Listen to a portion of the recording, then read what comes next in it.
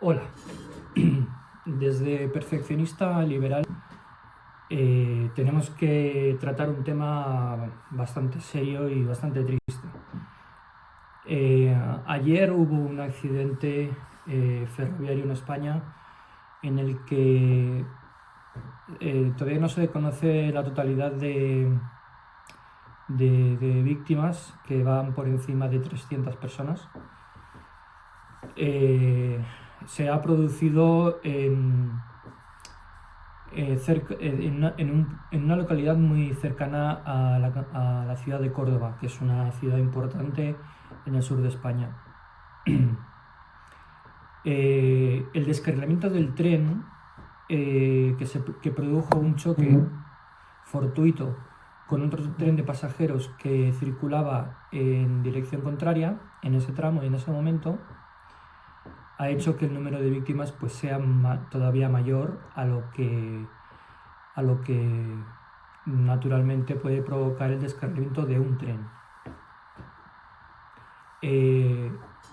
Yo soy ingeniero, ¿vale? Y tengo cierta experiencia en el mundo ferroviario, ¿vale? Entonces he estado analizando la situación del accidente después de escuchar al presidente de la compañía del tren, que ha hecho unas declaraciones hoy. Primero es de agradecer el que haya dado la cara, porque la compañía responsable del tren es un simple operador. Entonces el operador es una empresa que se dedica a gestionar pasajeros y a gestionar rutas, pero no se encarga, no tiene ninguna responsabilidad sobre la infraestructura, ¿vale?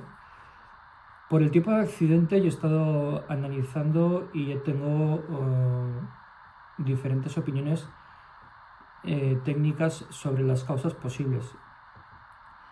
En España tenemos la experiencia de otros accidentes ferroviarios y otros accidentes graves en otro tipo de transportes, que cuando la causa es por un fallo de alguna administración del Estado, se suele silenciar, se suele eternizar el proceso de investigación y luego el proceso judicial.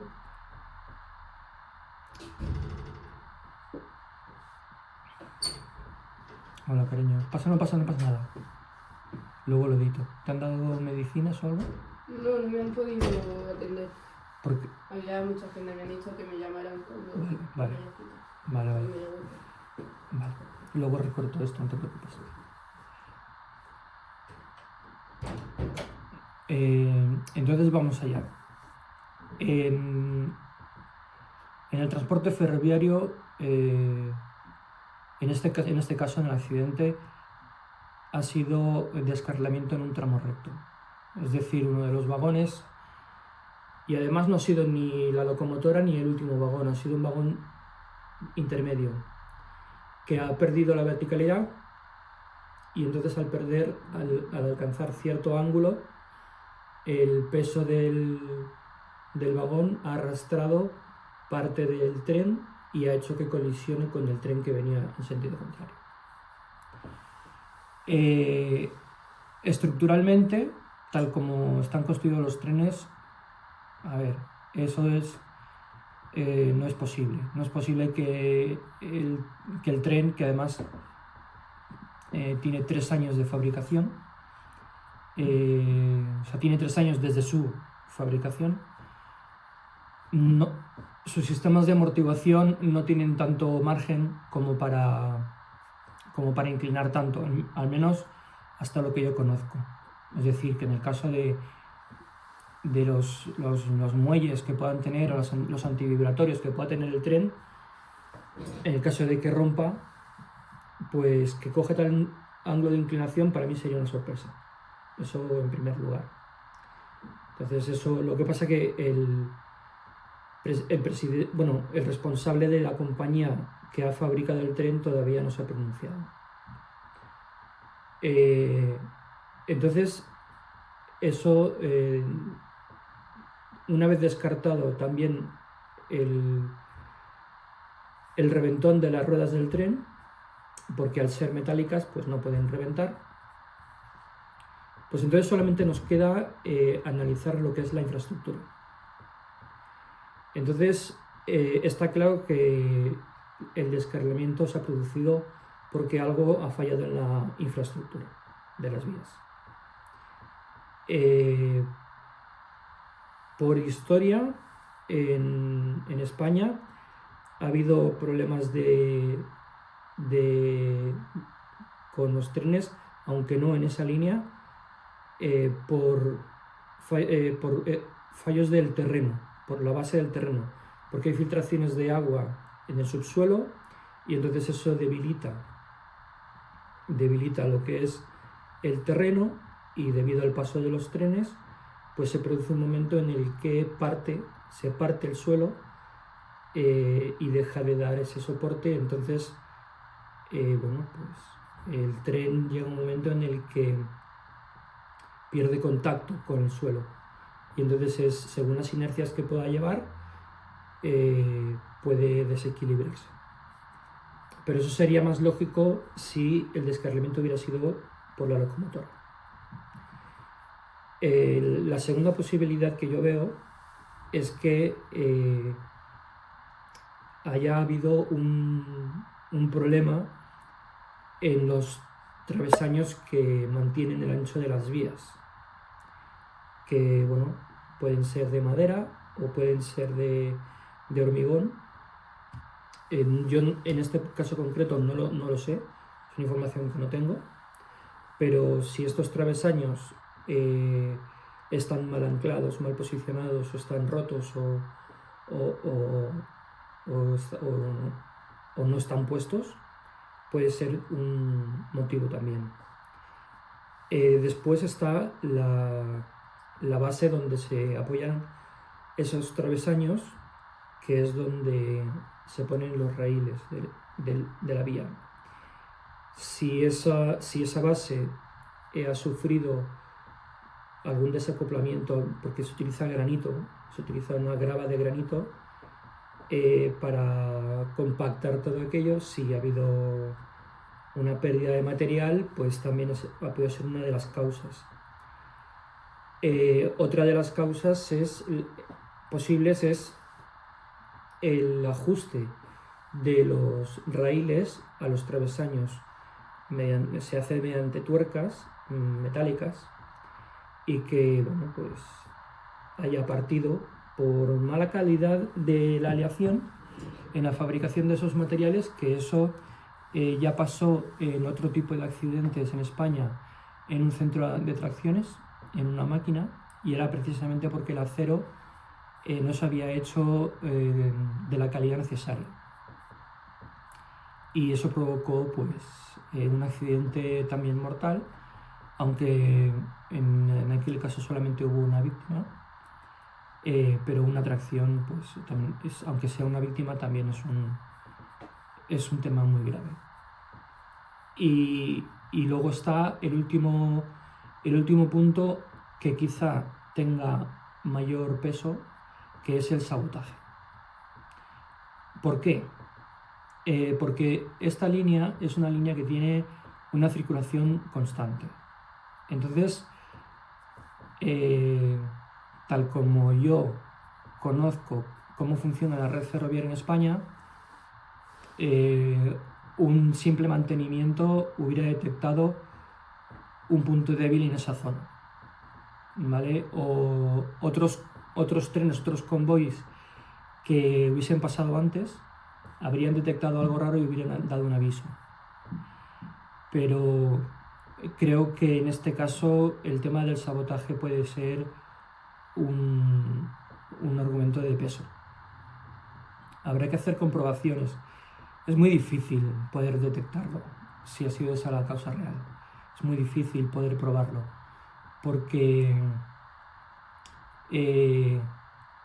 habría que analizar en laboratorio cada una de las piezas para ver en qué momento y en qué punto han partido, ¿vale? Porque lo que está claro es que el raíl y lo que sujeta el raíl se rompió, y eso fue lo que hizo que el vagón perdiera el equilibrio y se fuera de carril y cayera, se descarrilara.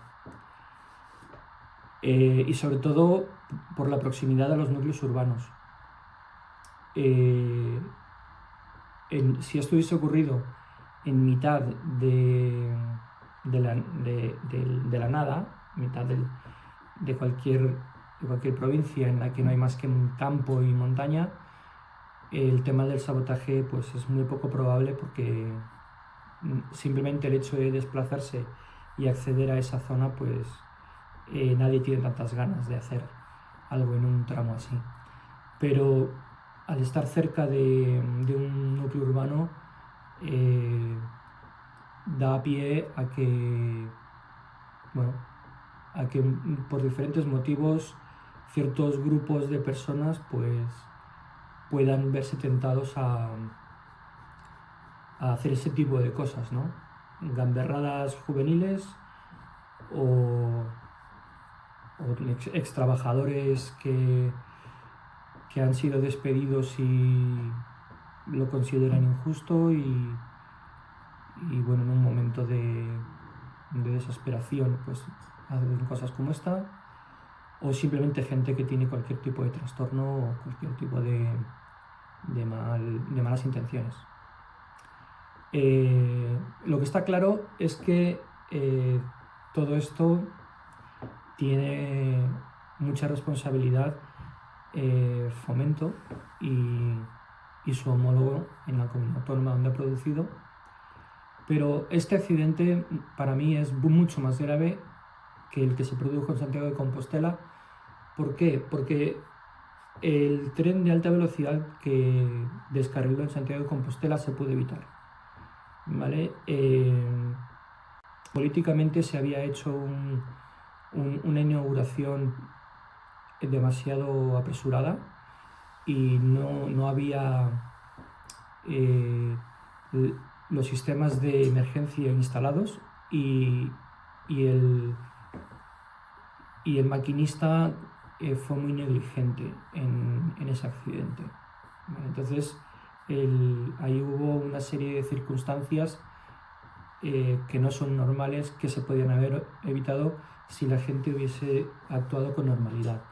Pero en este accidente, en el que todo indica a que todo el mundo ha actuado con normalidad, la gravedad de este accidente hace que esto sea realmente un problema a nivel estructural en España. Porque si no se encuentra la causa real del accidente, habrá que revisar toda la red ferroviaria que sea del mismo estilo que esta y que tenga una antigüedad parecida, porque es probable que se repita, ¿vale? Esto es mi opinión como técnico, como ingeniero, y entendiendo que si yo fuera parte del conjunto de responsables de esta situación, pues tomaría ese tipo de decisiones. Lo que va a ocurrir, yo creo que en principio se va a intentar demonizar a la compañía del tren que descarriló, porque es lo típico en España. Siempre hay que encontrar un culpable. Que las familias de las víctimas lo vean así, no lo vamos a criticar. Pero yo creo que el gobierno, a través de medios de comunicación y de las cloacas del Estado, como se suele decir, se va a intentar responsabilizar a esta empresa, ¿vale? Que no voy a decir el nombre de la empresa porque es lo de menos, y no hace falta desprestigiar a una empresa antes de que la investigación termine. Pero yo creo que se va a intentar. se va a intentar porque España es así. España tiene la mentalidad inquisidora de siempre y bueno, la verdad es que creo que es lo que va a pasar. Y si la investigación apunta a un fallo estructural, lo van a intentar retrasar décadas, no años, décadas. Que la generación presente no va a vivir en la resolución judicial. Porque esto es lo que se ha hecho sistemáticamente en España en cualquier tipo de responsabilidad estatal sobre la población, para no pagar las indemnizaciones, está claro. Una vez que los familiares de las víctimas mueren, pues entonces ya no hay dinero que abonar a esas familias, a esas víctimas. Una vez que los heridos mueren o bien de viejos o por otras enfermedades o por causas del accidente, pues ya no hay que indemnizarles con dinero. Y al final el Estado lo que hace es tomar esas decisiones pensando en el dinero, ¿vale? Hay un caso muy famoso que es el de la CITE de Colza, ocurrido en los años 80 en España, y el fallo judicial, la sentencia final, se produjo después de los años 2000, yo diría que cerca del 2010. Estamos hablando de 30 años después. La mayoría de las víctimas habían muerto ya y la mayoría de los familiares también, porque los afectados en la mayoría de casos fueron niños y algunos adultos jóvenes, pero realmente los familiares damnificados eran los padres. Entonces los padres ya, pues la mayoría habían muerto, y entonces ya no había a quién indemnizar. Entonces ahí el Estado se ahorró mucho dinero en las indemnizaciones. Y luego dice, el gobierno del Estado dice que se hace justicia, ¿no? Porque al final las sentencias judiciales se hacen. Pero una justicia que tarda 30 años no es justicia, ni aquí ni en ningún lado del mundo. Como podemos observar, esta forma de proceder es un agujero negro en la historia de España que apunta directamente a una corrupción estructural.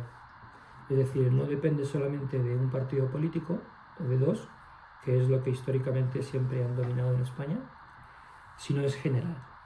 Es general. Aquí la ausencia o sea, la asunción de responsabilidad brilla por su ausencia. Nadie es, aunque nadie sea responsable directo, pero nadie se quiere hacer cargo de una situación, nadie dimite, nadie deja su cargo, porque todos están atornillados, porque en la mayoría de casos los políticos, si salen de la política, no saben hacer nada, no son profesionales de nada, ¿vale? Entonces la mayoría de políticos que llegan a tener un cierto grado de responsabilidad, al final acaban en las compañías más grandes del país, en los consejos de administración, cobrando 600.000 euros al año, si han sido presidentes, 300.000 euros al año si han sido ministros o algo así, y solo tienen que asistir a las 2 reuniones ordinarias, anuales. Y no tienen que hacer nada prácticamente, no tienen que hacer nada. Eso se le llama que son retribuciones por los pagos prestados.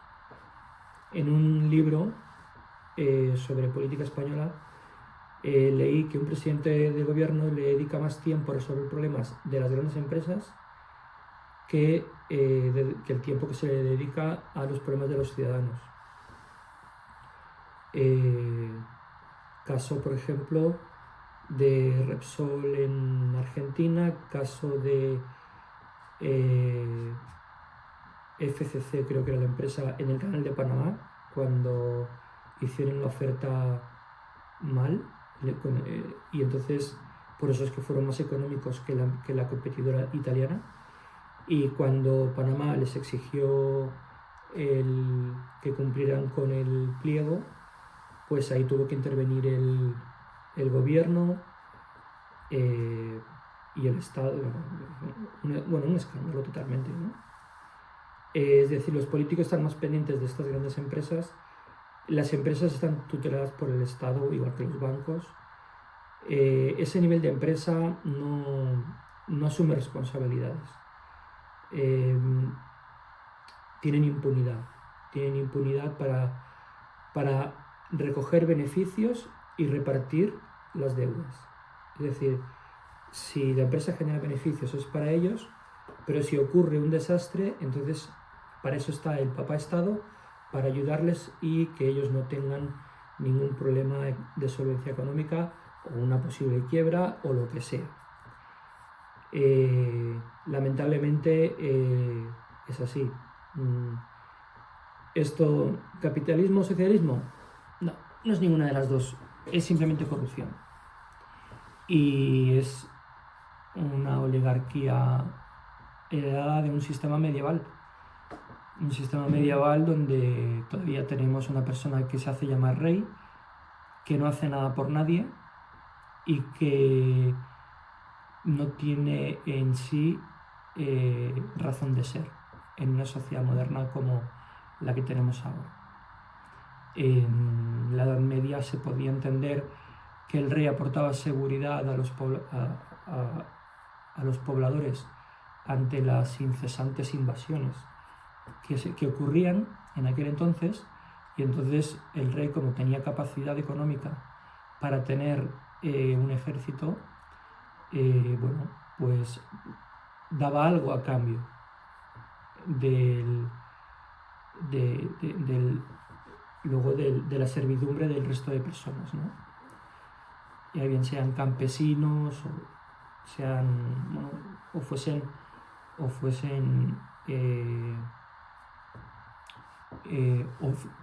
como se suele decir, oficiales, ¿no? Que tuviesen alguna profesión o comerciantes, ¿no? Entonces existían el tema de los derechos reales y ese tipo de cosas, pero porque tenían su razón de ser en aquel entonces. Pero ya no. Y entonces se mantiene la monarquía para lo bueno, para ellos, pero para lo malo, para la población. Entonces es un desequilibrio totalmente injusto e innecesario, y nadie se atreve a hablar del tema ni a proponer resolver estas cuestiones. Y más cuando tenemos un rey fugado de la justicia que está en Arabia Saudita y ha estado siempre en connivencia con el dictador sirio y ha sido cómplice del genocidio de kurdos y del genocidio de la población civil en Siria.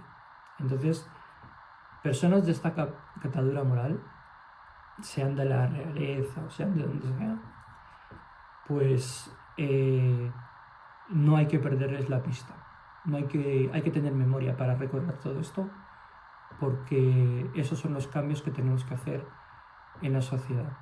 Y las ideas de la libertad es lo que fundamenta este cambio, esta batalla cultural que hay que hacer, y decir que eso está mal. Que apoyar al que hace el mal está mal. No se puede mirar para otro lado. El silencio es cómplice. Y entonces, pues quiero tener este vídeo pues agradeciendo al presidente de la compañía el que diera la cara hoy, y sobre todo pues dando un saludo a todas las familias de las víctimas, porque lo que han sufrido pues es irreparable y lamentablemente pues son circunstancias que les ha tocado vivir y en las que a nadie le gustaría estar, pero podemos darle nuestro apoyo y solidaridad. Y desde mi postura va a estar siempre el espíritu crítico, y no olvido este tema, y estaré haciendo el seguimiento a ver qué es lo que ocurre con el transcurrir del tiempo. Un saludo para todos, y agradecería que me apoyarais suscribiéndoos a este canal dándole al botón de suscribir. Si queréis darle a la campana para que os avise para nuevos contenidos. Y si queréis apoyar económicamente este proyecto, pues habrá un enlace a una cuenta de PayPal en la descripción del mismo. Bueno, como este tema es bastante serio y triste, pues quiero terminarlo de esta manera. Un saludo a todos y hasta la próxima.